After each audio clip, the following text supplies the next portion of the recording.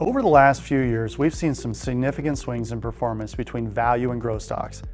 And so last quarter, we took the opportunity via video to talk more about that value versus growth dynamic.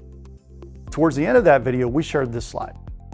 Our goal with this slide was to show that the category or label the industry gives a stock, growth or value, large or small, isn't correlated with the return one can expect. As this slide showed, over a 25-year period, the returns for various market segments wasn't meaningfully all that different. Not surprisingly, this led to some good follow-up questions. And so we thought we'd address the primary one today, and that's simply that if the performance is generally the same across markets, then why do we spend so much time talking about them, analyzing them, and in some cases, making portfolio shifts with them in mind? It's a great question, and one we're happy to address as it gives us an opportunity to highlight an important part of our investment approach. To return to the primary question, yes, over extended periods of time, we fully expect that major market segments will generate very similar returns. That doesn't, however, mean there aren't periods of opportunity along the way. Let's look at large cap growth and large cap value stocks in the US. If we start on the left-hand side of this graph, we're again showing the annualized returns over a 25-year period. While not the same, they're pretty close. If we look closer at that 25-year period, however, we can see shorter periods where there were large differences in returns. Just moving from left to right, you have the period known as the tech bubble, a period that also happened to coincide with the start of my career. When the bubble burst, it led to a nearly 7-year period of outperformance for value that ended just prior to the great financial crisis. The pendulum then swung back in favor of growth.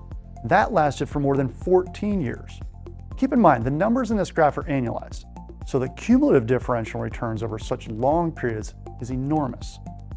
Finally, and more recently, value stocks enjoyed a period of outperformance. Even though they were negative, they did far better than growth stocks. As you can see, there can be big swings in performance with the leader alternating for rather long periods of time. And this dynamic is something we see throughout comparisons of equity markets.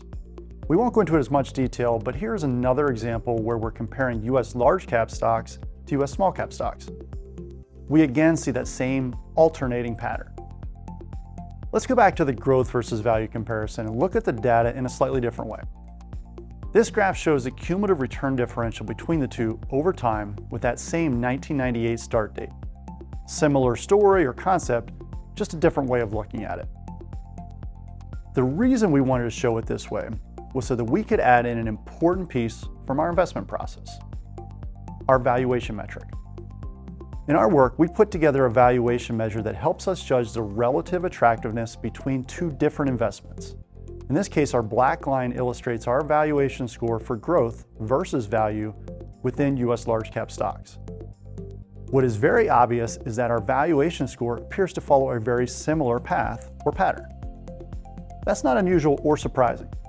The more or longer one area of the market outperforms, the more likely it is to eventually become overvalued or expensive. In time, some event, perhaps economic or geopolitical in nature, will cause that trend to end and the cycle to reverse with the area that had previously underperformed now becoming the better performer. As I said, this pattern is not surprising to us. Core to our approach is that valuation is the best indicator of future performance. And I hope you stay with me into our next video where I'll show you how we use this pattern of cyclicality in returns and valuations in our portfolio decision making.